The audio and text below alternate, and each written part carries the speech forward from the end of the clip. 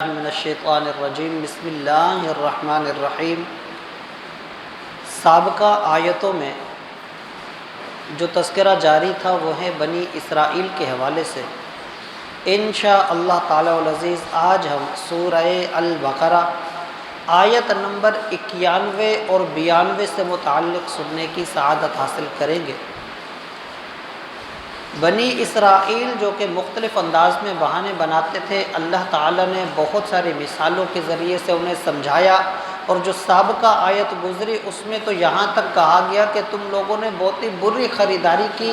اپنی جانوں کو تباہ کر ڈالا، اپنی جانوں کو مصیبت میں ڈال دیا۔ تو اس کے بعد اللہ تعالیٰ نے اب ان کی ایک اور چیز کو ذکر فرمایا کہ وَإِذَا قِيلَ لَهُمْ، جب کبھی بھی ان سے یہ کہا جاتا ہے کہ آمنو بما انزل اللہ، کہ ایمان لے آؤ اس پر جو اللہ نے نازل کیا، مطلب کہ قرآن کریم یا حضور سید عالم صلی اللہ علیہ وآلہ وسلم کی ذات دونوں کو اللہ نے نازل کیا،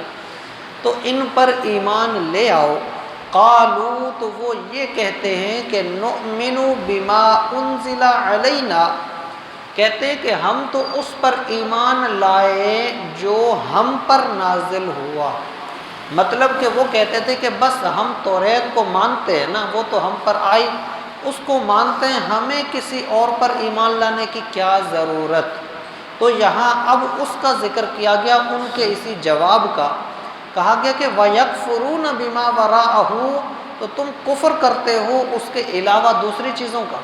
یعنی تم یہ جو کہتے ہو کہ ہم اس پر ایمان لائے تو اس پر بھی تو تمہارا ایمان نہیں، اس پر ایمان لا کے اس کا مطلب پہلے تو تم نے دوسری چیزوں کا انکار کیا۔ وَهُوَ الْحَقُّ مُصَدِّقًا،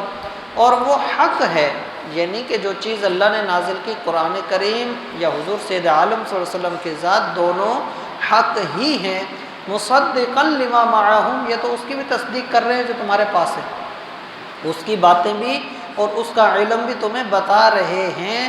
اگر یہی تک بات مان بھی لی جائے،